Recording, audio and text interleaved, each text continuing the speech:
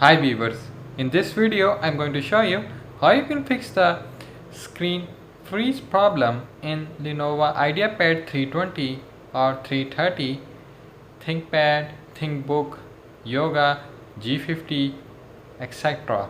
or any other company laptop and desktop PC.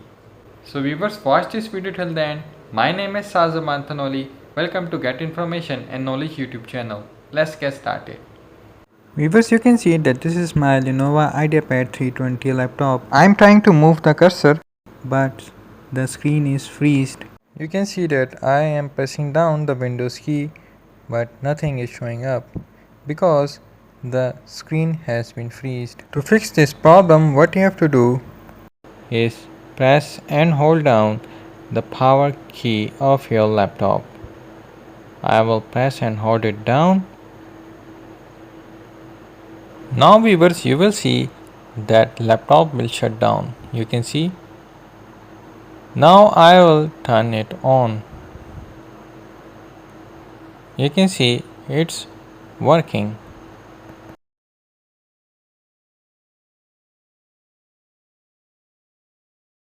Viewers, in case of desktop PC, what you have to do is press and hold down the power button of your desktop PC. After which your desktop PC will shut down, and then you have to turn on your desktop PC and the problem will be fixed. Viewers, hope so you like this video. If you are new on my YouTube channel Get Information and Knowledge, then don't forget to subscribe and click or tap on the notification bell now to get the notification of my latest uploaded information and knowledge videos.